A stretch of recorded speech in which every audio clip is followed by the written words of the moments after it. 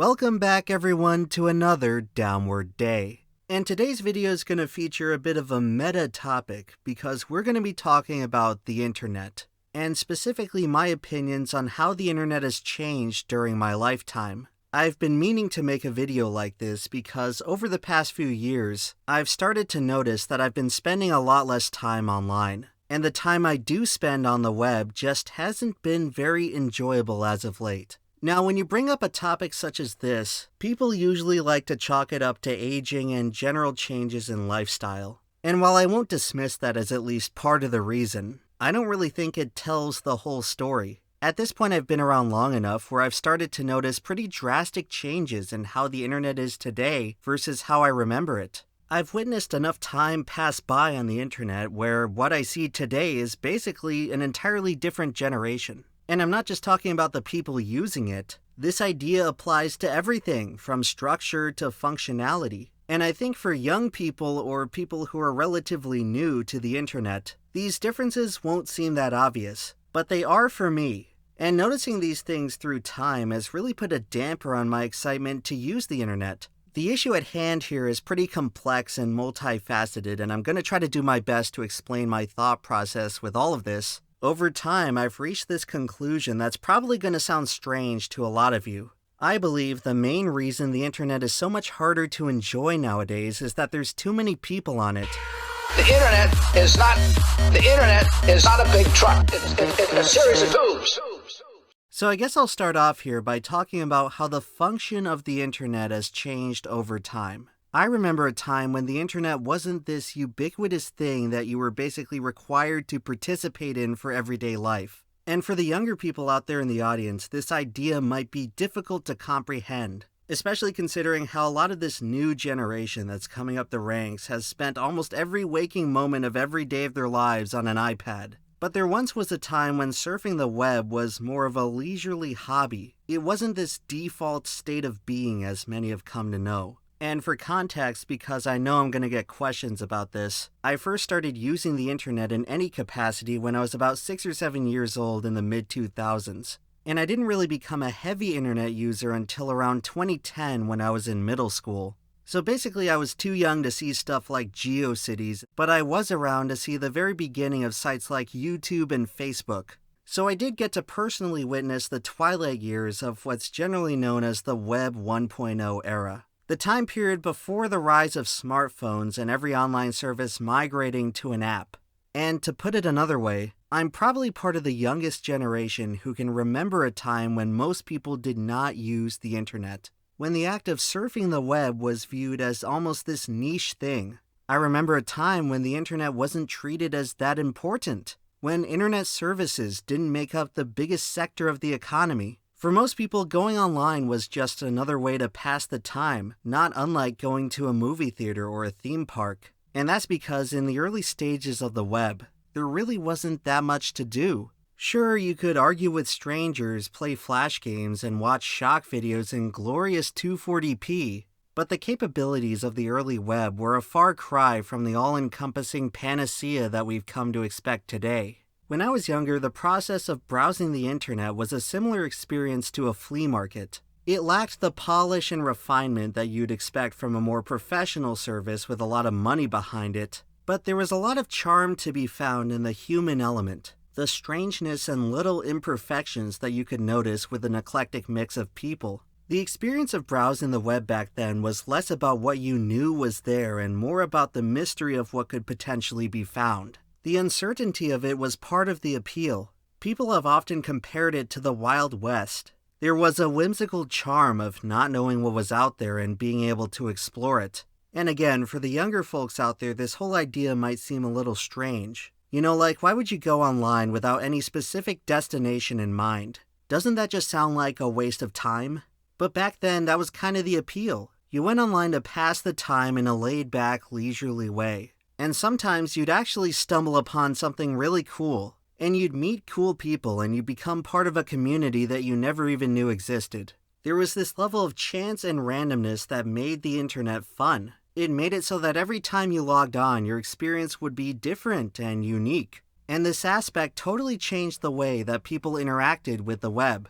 Back then, people approached the internet differently than they do today. It didn't exactly appeal to everyone. Sure, it was technically open to everyone, it didn't discriminate, but there were definitely barriers to entry that a lot of the general public would have found alienating. And I'm not just talking about access to the technology itself. The old internet had something of a general social order, a loose system of etiquette that many users agreed to follow. And this is not the same thing as something like modern Reddit, where you get silenced and banned by micro-fascist admins for saying something even slightly out of line.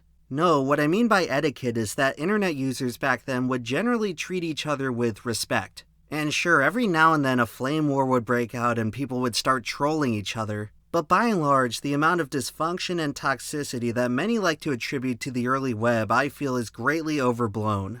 And I'd actually argue that the average internet user back then had way more social cohesion than what we can find today. I think most online interactions back in the day were polite and thoughtful, and that's because back then, internet users tended to be much more alike than different. It's pretty funny actually when you go back to TV shows of the late 90s and early 2000s and look at whenever they portray the internet, and how back then there was such a clear stereotype of what the average internet user looked like. And hey, these stereotypes existed for a reason, and that's because the vast majority of early internet traffic came from nerdy men in their teens and 20s. These were the types of people willing to tolerate all the setup and troubleshooting required to get online back in the day. The internet used to be ruled by the nerds. And let's not mince words here. The internet has always been a great refuge for the socially awkward and people who have a hard time fitting into general society. If you happen to be someone with fringe tastes or hobbies, you'd probably have a much easier time finding a community of people like you on the internet versus in real life. And that was honestly one of the bigger draws for the early days of the web. It gave people a second chance at making friends and building rapport with a community of like-minded individuals when it didn't really come so easy to them in the real world. Lots of people found that to be a very comforting notion. This idea that somewhere out there on the web, you can find people who are just like you. People you would have never known existed without the web. And back then, I would argue that it was actually easier to make long-lasting friendships on the web than it is today.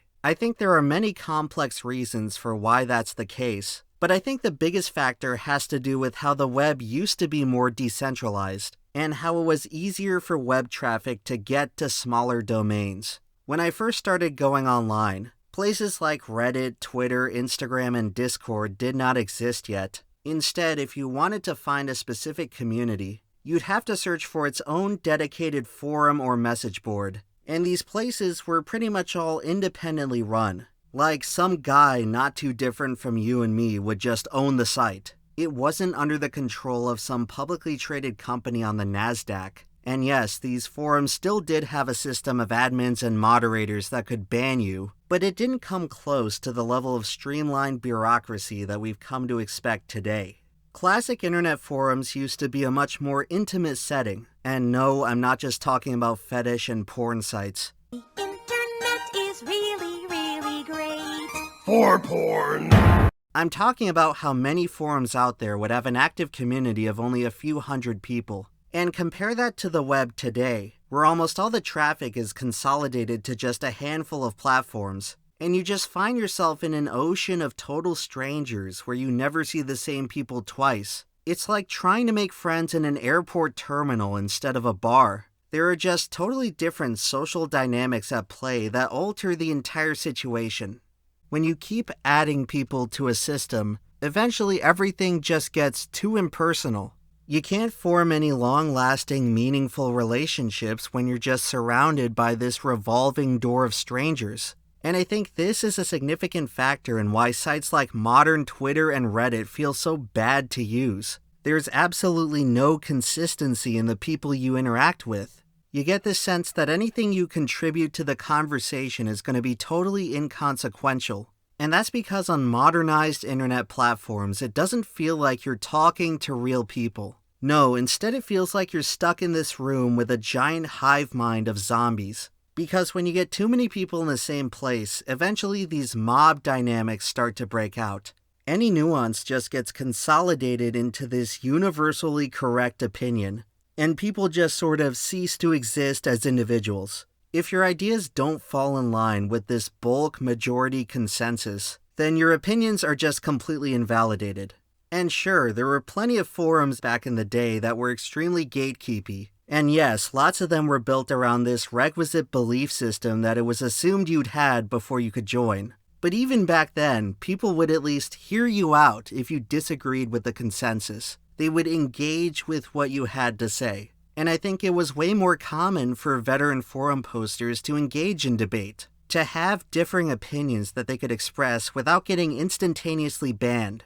And over time, it was precisely these differences that allowed people to stand out as individuals. And since most forums didn't have that much traffic, you would see the same general group of people over and over again. And eventually, you'd start to pick up on their distinct quirks and mannerisms, what they liked, what they disliked.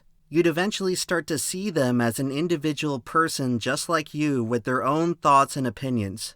And stuff like that was important in building up trust and respect. It made online communities stronger. To me, that was the intrinsic motivation for using the internet. But for a lot of people, it wasn't enough. You see, in the old days, the web was sort of like this quasi-public service. People would pretty much just hang out there because they felt like it. It's how they chose to spend their time. User-generated content was made because people thought it was cool, or they just wanted to make something neat and experimental to share with others. But over the years, there was this increasing pressure from powerful entities to turn the internet into this money-making enterprise. No, it wasn't enough for the web to be this cool place where you could hang out and meet new people. For these big tech and Wall Street investor types, there was this obsession with making the internet useful. And not useful for the needs of the everyday person, because by the early 2000s, the web had largely achieved that already. No, the web had to become useful from a corporate perspective. It had to succeed as an instrument of making profit. And from very early on, people could see the potential of the web to be this huge transformative thing for everyday life. But it took a while for people to figure out how exactly that was going to work in practice. And in the early days of the web, a lot of investors lost a lot of money because they believed the internet would be useful in these ways that didn't end up mattering. But eventually, the business world did start to figure out how the internet could be used effectively for their means. And it pretty much just involved taking services from the real world and putting them online. Instead of watching TV, you can watch YouTube and later TikTok. Instead of shopping at the mall, you can shop on Amazon. Instead of just meeting up with your friends in real life, you could just chat on Facebook. And over time, as all these modern web services are added, you start to see a gradual shift in the general functionality of the web. And the internet starts appealing to a very different population than the one that was there originally. So in order to take the internet to the next level of commercial success, it had to start appealing to the masses.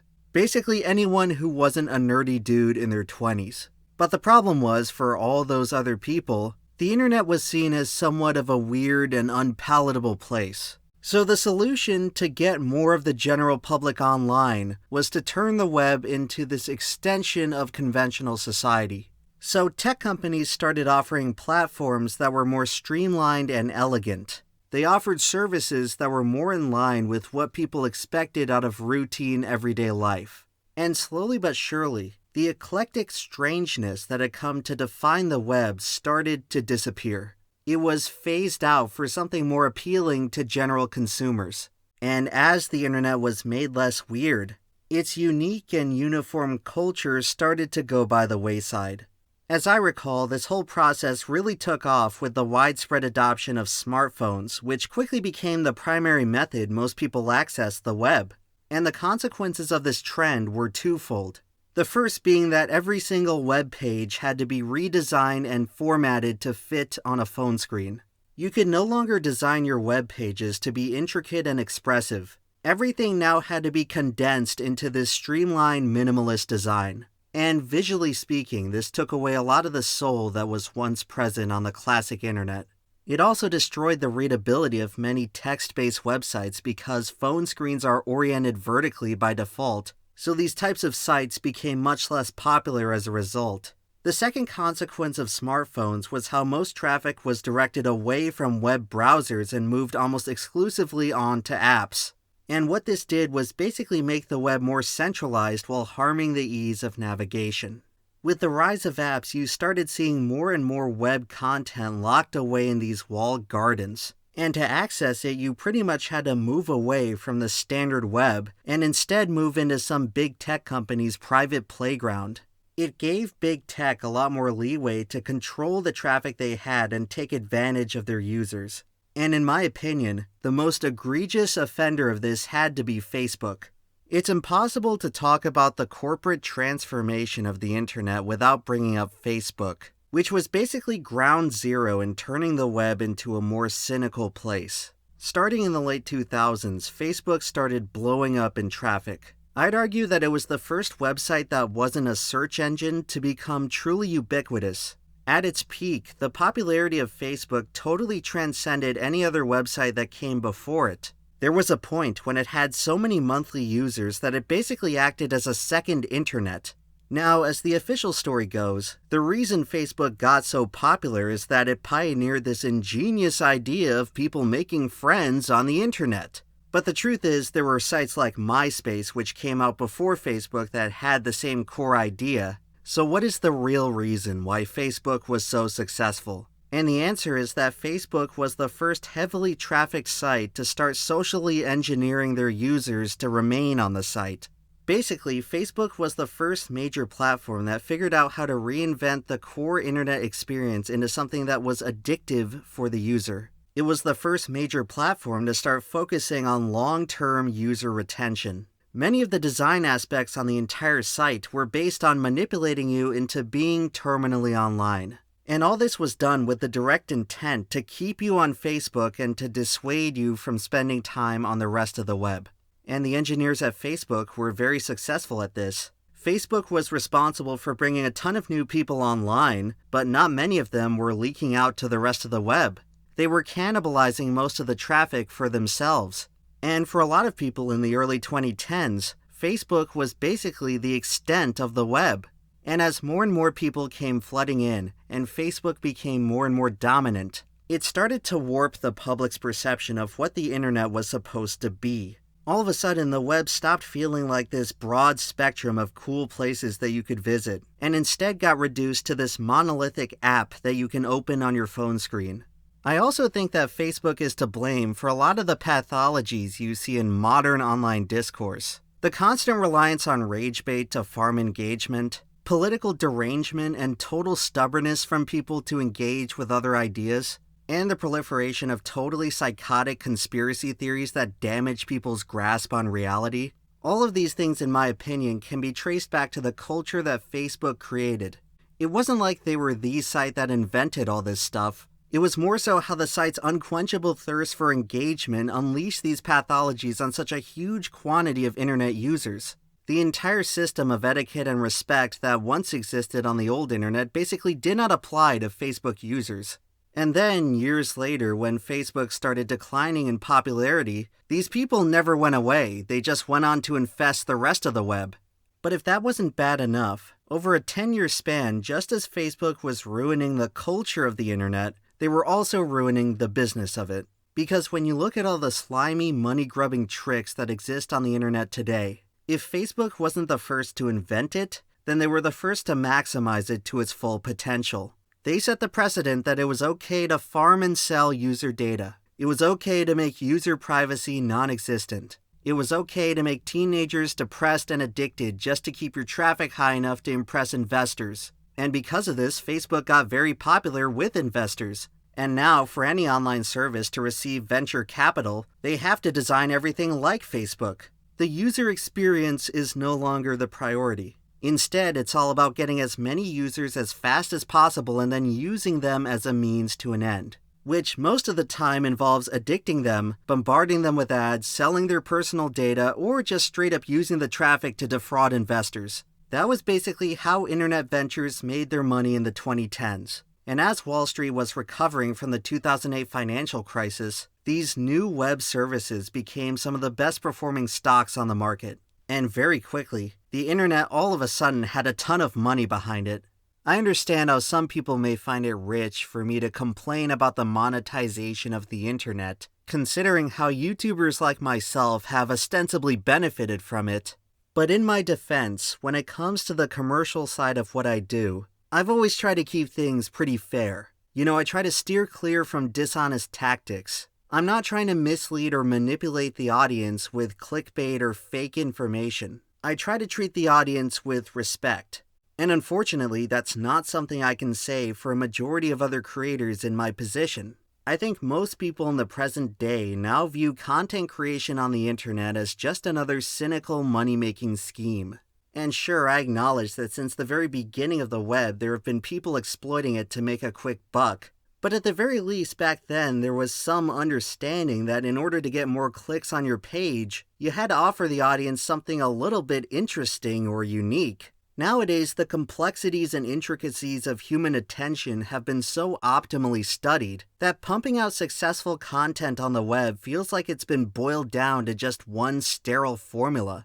I feel like there used to be so much more ingenuity in producing something like a YouTube video. You were at one point creating something for a brand new medium that had never existed before. You could do pretty much anything you wanted. There was no wrong way to make content. But once the monetary incentive got introduced, everything got optimized for efficiency and not creativity. I think for most YouTubers these days, the process of making videos now resembles clocking into a 9-to-5 job rather than any sort of spontaneous creative exercise. And this mindset pretty much applies to all the content you see on the web today. The artists and philosophers of the old internet have been mostly drowned out by a new generation who are really only interested in making money. And this overall trend has made it such that almost everything you see on your feed today is trying to sell you something.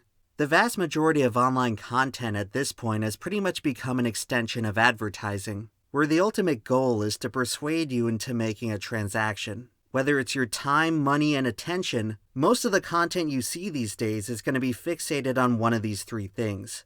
The intent behind it is entirely cynical, and the consequences of this are far more than just stuffing your page with uninspiring content.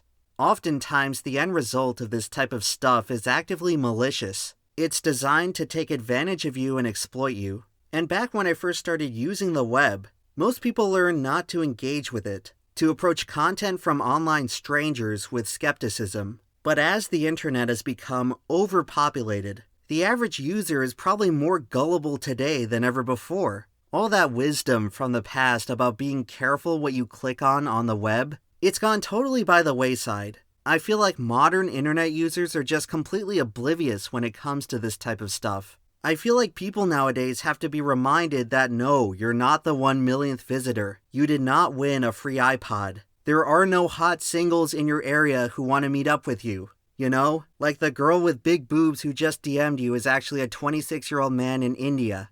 But it's really astounding how it feels like so many modern internet users are just clueless when it comes to this stuff. And when it comes to gullibility on the web, your first instinct is to always attribute it to children or teenagers. But I think the reason this type of scam content has become so effective actually has to do with the opposite end of the age spectrum. And that's because in the past 10 years specifically, the internet has become flooded with old people.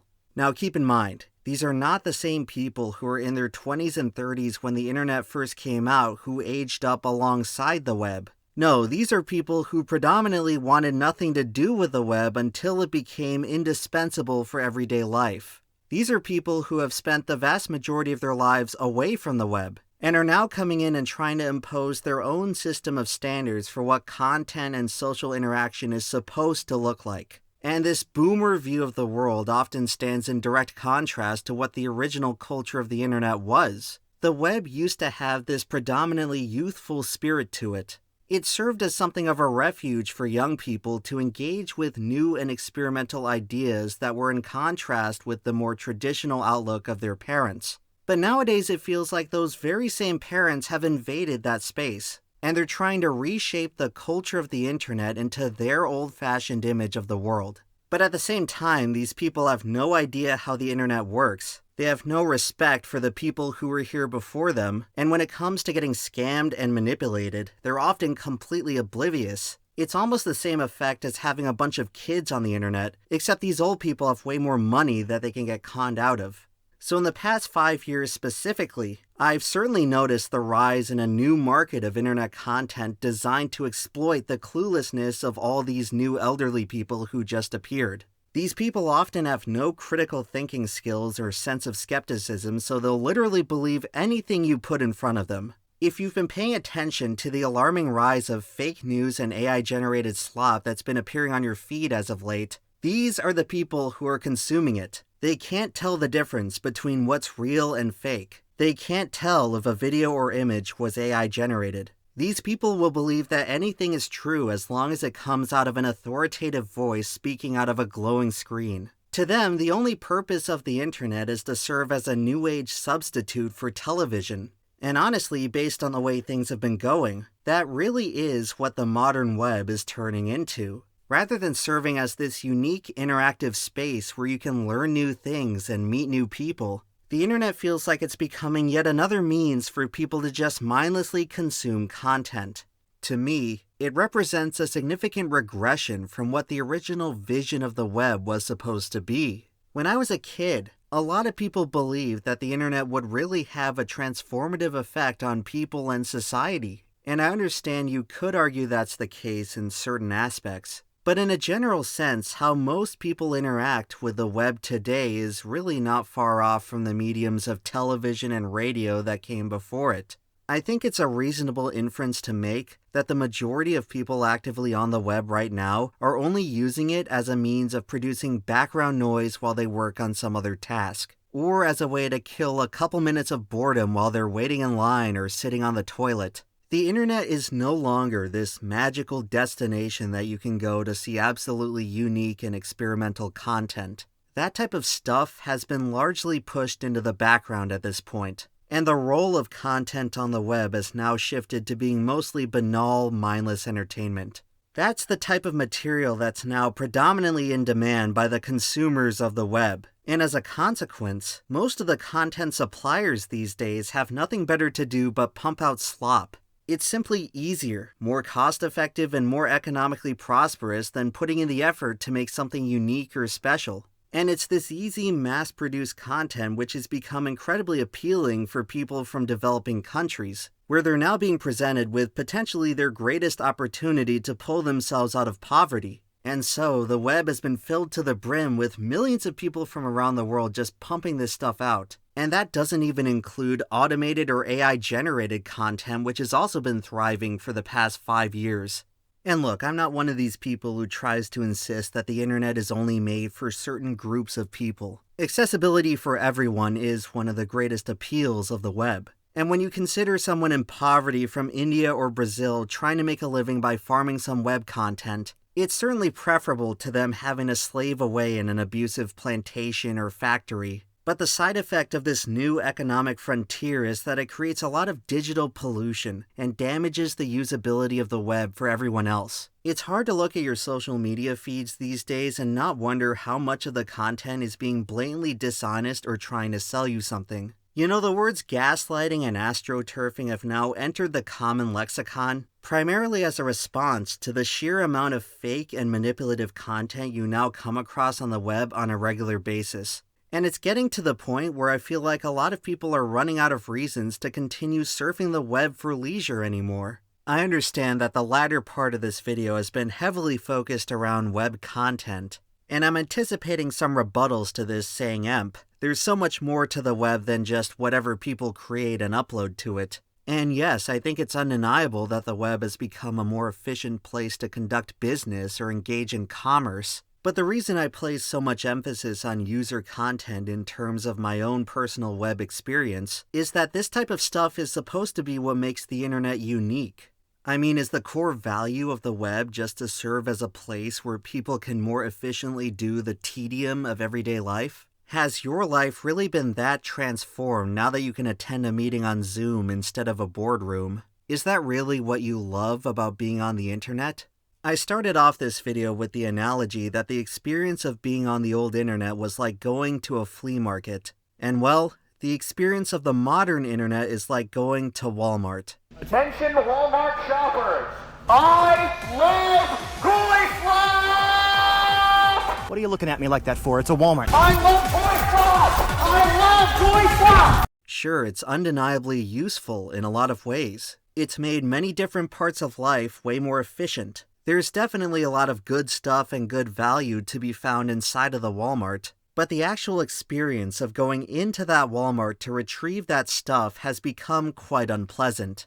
It's crowded, hectic, everyone's stressed out and rushing to get somewhere. The whole place has this sort of sterile corporate appearance that hurts your eyes to look at. There's no human touch to anything. It all feels streamlined for maximum profitability. They seem to have anything and everything, but the underlying quality of most of it is highly questionable. It no longer feels like a place that you want to hang out in. Instead, you just want to get in, go through the motions, and check out as fast as possible. Walmart is not a special destination. Most of the people you see in there are only present because of a sense of obligation and routine. No one is there because they just really enjoy being inside.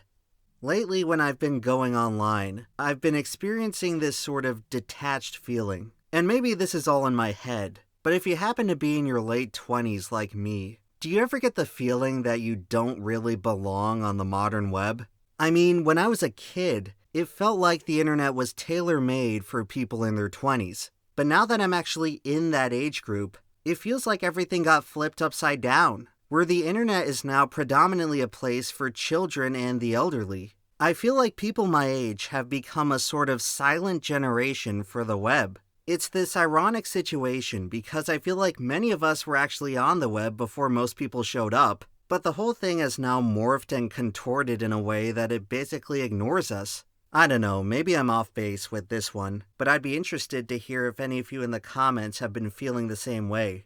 I feel like in the present day, we're currently at the peak of internet traffic, and it's interesting to consider the near future where the volume of total users online may eventually start to decline. It's possible that we've already reached that point, actually. There was a recent report that came out saying that a lot of the traffic from a lot of major platforms are from bots, many of which are being used to train the variety of AI services that are the hot commodity on Wall Street right now. And I'm sure this has also contributed to why the internet now feels so bad to use. There's not just too many people, there's too many fake people. And eventually you have to wonder if the web gets so polluted by bot traffic that most of the humans just decide to leave. What if the culture of the web is just doomed to become a husk of bots talking to other bots? This is an idea that's been more eloquently stated in what's known as the dead internet theory, which some believe we're currently living through. And while I still believe we're a long ways off from the internet becoming a husk, it does feel like we're inching closer and closer to that reality. And it's interesting to consider a world where people have access to the web but voluntarily choose not to spend time on it. It's a strange thing to think about, but funnily enough, I see this as one of the only scenarios where the old ways of the internet can possibly come back. And truth be told, the web's old generation hasn't gone extinct. They're still around, it's just a lot harder to find them these days. And personally, when I make videos for this channel, I like to believe that I'm still carrying that torch. You know, the old ways don't have to be forgotten as long as there are people keeping the memory alive. And hopefully today, I've been able to do that for some of you.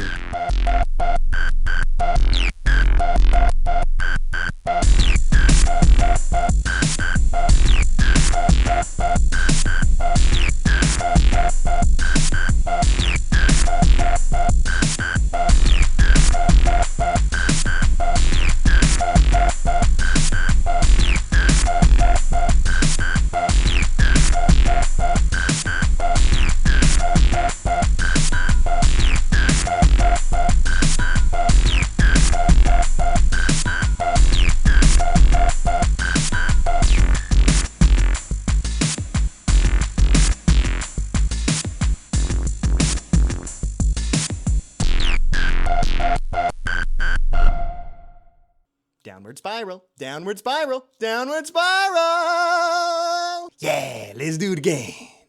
They're returning me to the store after this.